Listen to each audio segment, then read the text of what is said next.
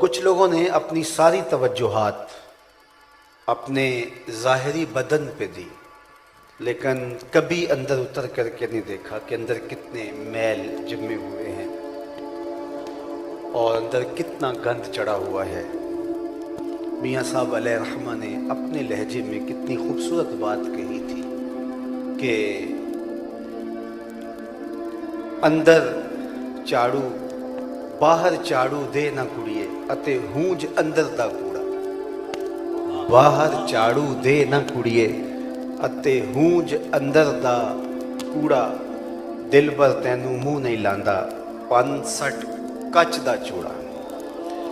تو وہاں تو قلب سلیم دیکھا جاتا ہے، ظاہری بدن نہیں بلکہ اندر دیکھا جاتا ہے کہ کس نے اندر کی کتنی صفائی کی ہے اور باطن کو کتنا پاکیزہ رکھا ہے۔ حضرت عبداللہ رضی اللہ تعالیٰ عنہ فرماتے ہیں ایک دن حضور کی مجلس لگی تھی، ہجوم عاشقاں تھا، تو آقا کریم نے ارشاد فرمایا کہ اگر کسی کو جنتی دیکھنے کا شوق ہے تو دروازے پر دیکھے، جو پہلا شخص مسجد میں داخل ہوگا وہ جنتی ہوگا۔ تو کہتے ہیں ہم نے دیکھا تو ایک بوڑھا شخص، تازہ آثار وضو اس کے چہرے پہ حویدہ ہے اور بائیں ہاتھ میں اس نے اپنا جوتا پکڑا ہوا ہے، مسجد میں داخل ہوا۔ خیر بیٹھ گیا، مجلس برخاست ہوئی، ہم گھروں کو لوٹ گئے۔ دوسرا دن ہوا، مجلس بپا ہوئی، تو پھر گفتگو چلتی رہی، تو پھر ارشاد فرمایا اگر کسی کو جنتی دیکھنے کا شوق ہے تو دروازے پہ دیکھے، جو پہلا شخص مسجد میں داخل ہوگا وہ جنتی ہوگا۔ کہتے پھر شوق ہوا، دیکھیے آج کون خوش نصیب ہے جو مسجد میں داخل ہوتا ہے۔ دیکھا تو وہی بزرگ جو کل تشریف لائے تھے، سادہ سا حلیہ، بائیں ہاتھ میں جوتا پکڑا ہے اور آثار وضو ان کے چہرے پہ نمایاں ہیں۔ مجلس برخاست ہو گئی، لوگ گھروں کو لوٹ گئے۔ تیسرا دن آیا تو پھر مجلس برپا ہوئی، پھر حضور نے ارشاد فرمایا کہ کسی نے جنتی کو دیکھنا ہو تو دروازے پہ دیکھے، ابھی جو شخص داخل ہوگا وہ جنتی ہوگا۔ تو کہتے ہیں ہم نے دیکھا تو وہی بزرگ اسی حالت میں، اسی حیت میں تیسرے دن بھی مسجد میں داخل ہوا۔ جب مجلس برخاست ہوئی، لوگ گھروں کو لوٹنے لگے، تو میں ان بزرگوں کے پیچھے چل پڑا اور میں نے کہا کہ میری والد گرامی سے تھوڑی سی شکر رنجی سی ہو گئی ہے، تو میں 3 دن آپ کے ساتھ گزارنا چاہتا ہوں، کیا مجھے آپ اپنے گھر میں رکھ لیں گے؟ انہوں نے کہا کوئی بات نہیں، آ جائیے۔ کہتے میری لالچ یہ تھی کہ میں دیکھوں یہ عمل کون سے کرتے ہیں، کہ آقا کریم نے فرمایا جنتی دیکھنا ہے تو دروازے پر دیکھو، تو تینوں دن یہی نظر آتے رہے، تو کوئی بات تو ہوگی، کوئی عمل خاص تو ہوگا جو کرتے ہوں گے، تو میں وہ حاصل کروں ان سے اور پھر وہ اپنی زندگی میں شامل کر دوں۔ تو انہوں نے کہا چلو میرے ساتھ آ جاؤ، تو میں ان کے گھر چلا گیا۔ رات پڑی تو انہوں نے مجھے بستر دے دیا اور ایک کونے میں خود بھی لیٹ گئے۔ میں خراٹے لینے لگا لیکن میں سویا نہیں تھا، میں اس طاق میں تھا کہ دیکھتا ہوں کہ یہ کس طرح سے عبادات کرتے ہیں، لیکن ساری رات بیت گئی، وہ بزرگ سوئے رہے، الا یہ کہ جب وہ کروٹ بدلتے تھے تو اللہ کا نام لیتے تھے، باقی کوئی خاص عبادت انہوں نے نہیں کی۔ صبح ہوئی، فجر پڑی، اس کے بعد باغ میں چلے گئے، اپنے کام کاج میں لگے رہے، کوئی خاص چیز مجھے دکھائی نہیں دی۔ میں نے سوچا ہو سکتا ہے میری وجہ سے آج انہوں نے اپنے معمولات ترک کر دیے ہوں، تو کل سے ہی۔ تو اگلے دن پھر میں طاق میں تھا، تو پھر وہ ساری رات سوئے رہے، سوائے اس کے کہ جب کروٹ بدلے تو اللہ کا نام لے۔ تو کہتے ہیں اس طرح 3 دن گزر گئے۔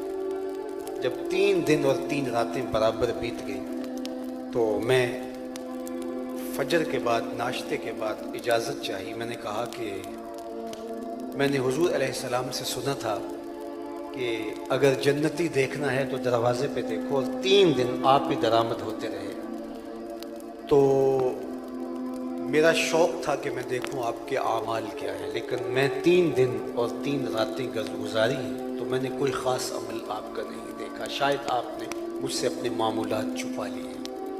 تو وہ بزرگ میری جانب کہتے ہیں غور سے دیکھنے لگے اور فرمانے لگے کہ میں نے کوئی بات نہیں چھپائی، मेरे वही मामूल हैं जो तुमने देखे हैं, और अगर तुम और दिन भी रुकते तो कोई और नई चीज़ न देख पाते। लेकिन एक चीज़ है जो तुम देख नहीं पाए, और अगर रुकते भी तो देख ना पाते। तुम शौक़े फरामा में 3 दिन यहाँ रहे हो, रुके हो, ठहरे हो, घर से दूर रहे हो, तो चलो मैं तुम्हें खुद बता दूँ वो अमल क्या है। तो कहा कि अब्दुल्ला सुन लो, ये जो मेरे सीने में रखा हुआ दिल है, इसी में किसी मोमिन का बोझ नहीं है, इसमें किसी मोमिन के लिए नफ़रत नहीं रखी हुई है। तो जब हमारे दिल मुसफ़्फ़ा होंगे, जब हमारे बातिन साफ़ होंगे, तो फिर जन्नत की राहें कुशादा होना शुरू हो जाएंगी। लेकिन हम अपने बातिन को कभी साफ़ करने का तकल्लुफ़ ही नहीं किया। शीशे उत्ते कट्टा जम्मिया, कंधा चाड़ी जांदे। यहाँ सा बोले, शीशे उत्ते कट्टा जम्मिया, कंधा चाड़ी जांदे, जिल्दा नूं ए सांभ के रख दे, वरके फाड़ी जांदे।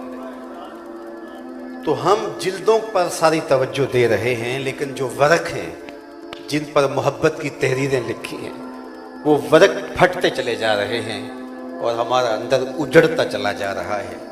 जब तक बातिन संवरेगा नहीं, जब तक मन मुसफ़्फ़ा नहीं होगा, जब तक अंदर का तज़किया नहीं होगा, जब तक मन के मैल नहीं धुलेंगे, उतनी देर तक न बातिन की आंखें कुशादा होंगी और ना महबूब की चौखट तक रसाई नसीब होगी।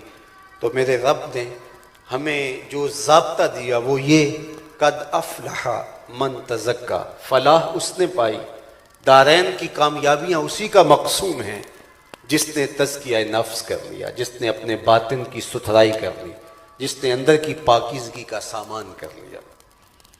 वज़कर अस्मा रब्बिही फसल्ला, और फिर उसका निसाब भी दिया। तज़किया हासिल कैसे होता है? अल्लाह के ज़िक्र से। अल्लाह का ज़िक्र करने से अंदर के मैल धुलते हैं। अल्लाह के महबूब अलैहिस्सलाम ने इरशाद फरमाया, लिकुल्ल शैइन सिक़ाला व सिक़ालतुल क़ुलूब ज़िक्रुल्लाह। हर शय का जंग किसी न किसी शय से उतरता है। कपड़े मैले हो जाएं तो आप सरफ से इनको धो के मैल उतार लेते हैं। लोहा मैला हो जाए तो आप रेग मार से इसके मैल को, इसके जंग को उतार लेते हैं। हर शय का जंग किसी न किसी शय से उतरता है। तो कहा दिल भी जंग आलूद होते हैं, दिलों पर भी मैल चढ़ता है, और जब दिल जंग आलूद हो जाएं तो फिर अल्लाह का जिक्र करो, तुम्हारे दिलों के जंग उतर जाएंगे।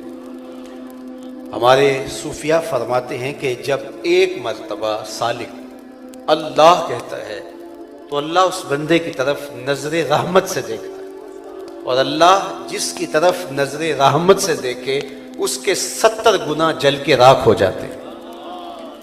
तो इसलिए कसरत के साथ उसका जिक्र करने से दिल के जंग उतरते हैं और दिल मुसफ़्फ़ा होता है। उठ दी बैंदी, टुर दी फिर दी, सुते आते जाग दी, नाम झपदी रोते खपदी, वेख सुर इस राग दी, नाम जपियां कुर्ब मिलदा, नाम दी कर पूरी साम, शीशे विच कस्तूरी जेकर फिर जरूरत काग दी। कस्तूरी तो अंदर रखी हुई है, कस्तूरी का मिजाज है, इसको जितना रगड़ोगे उतनी खुशबू फैलेगी।